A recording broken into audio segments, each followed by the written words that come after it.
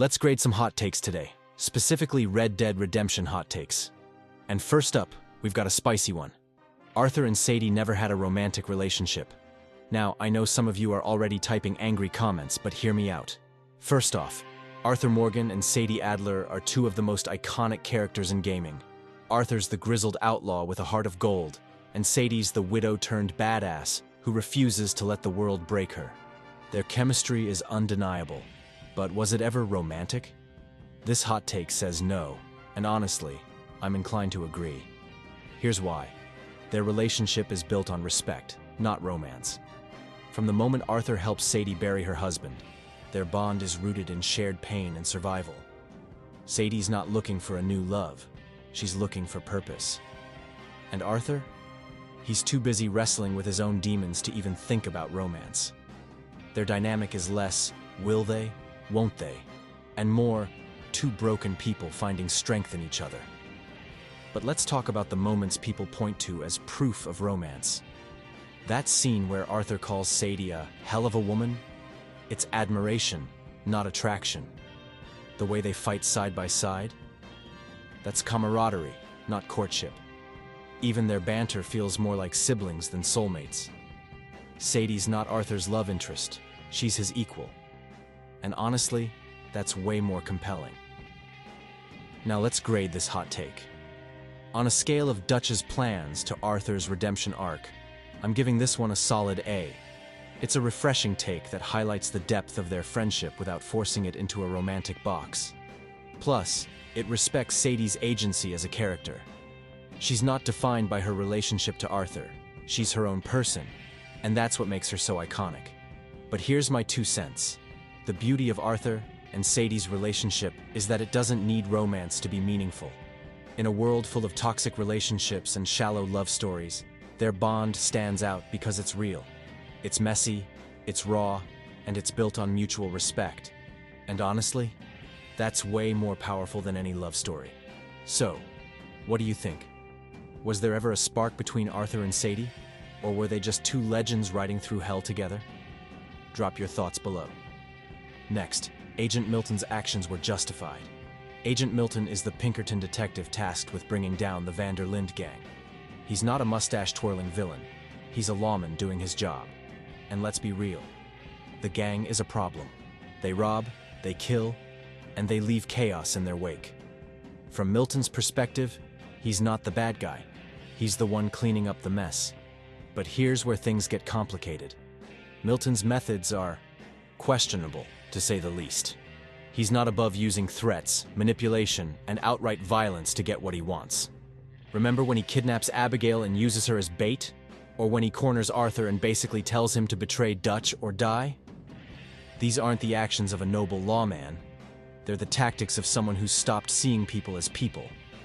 On a scale of Micah's loyalty to Arthur's journal entries, I'm giving this one a C+. See, while Milton's goal might be justified, bringing criminals to justice, his methods are not.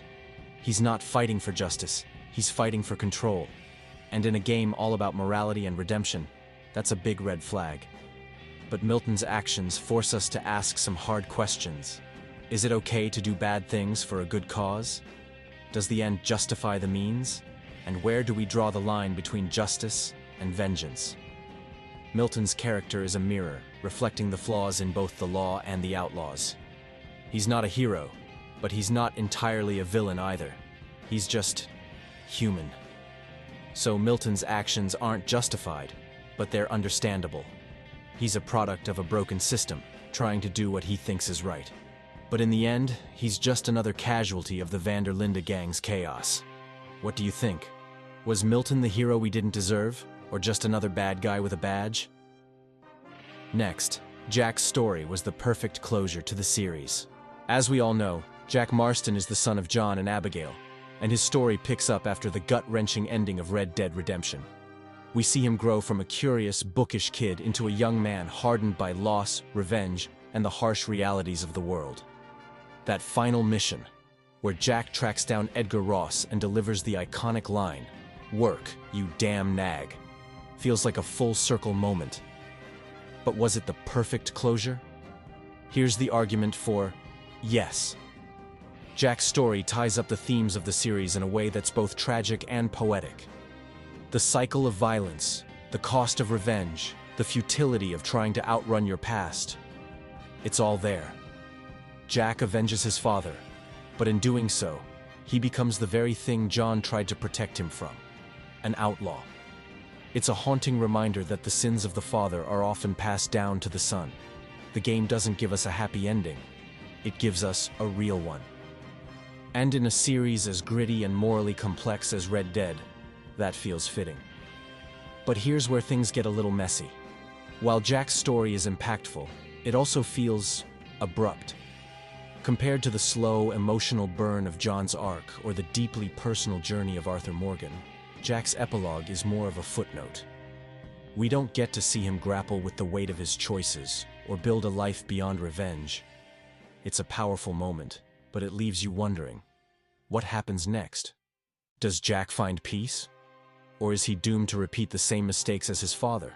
The lack of closure is the closure. And while that's thematically consistent, it can also feel unsatisfying. Now, let's grade this hot take. I'm giving this one a B+. It's a strong take, but it's not flawless. Jack's story does provide closure, but it's bittersweet.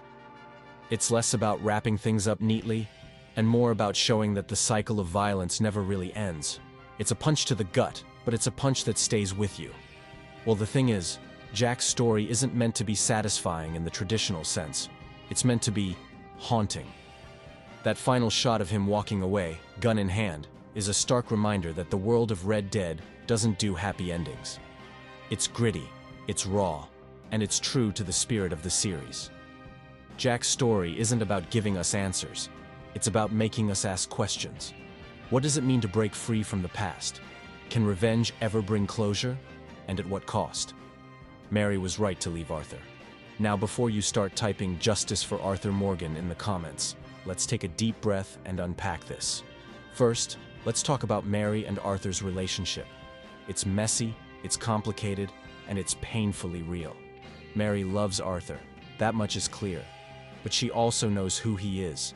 A man tied to a life of violence, loyalty to a gang, and a future that doesn't include stability or safety. When she asks Arthur to leave the gang and start fresh, it's not just a romantic fantasy. It's a lifeline. And when Arthur can't take it, Mary walks away. But Mary's decision isn't about rejecting Arthur as a person. It's about rejecting the life he's chosen. She's not asking him to change for her. She's asking him to choose.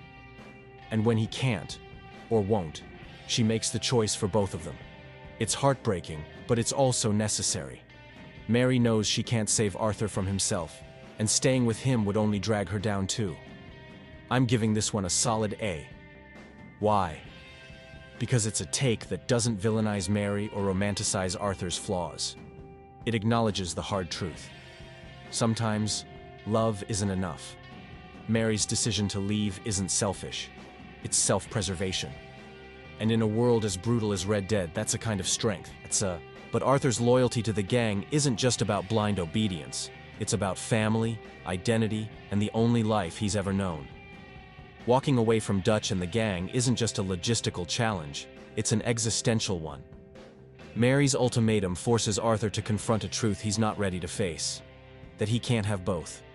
And in the end, he chooses the life he knows, even if it costs him the life he could have had. So, was Mary right to leave? Absolutely. But that doesn't make it any less tragic. Their story isn't about blame. It's about two people who love each other, but are ultimately on different paths. It's a reminder that sometimes the right choice is the one that hurts the most. Next, the wanted system is bad.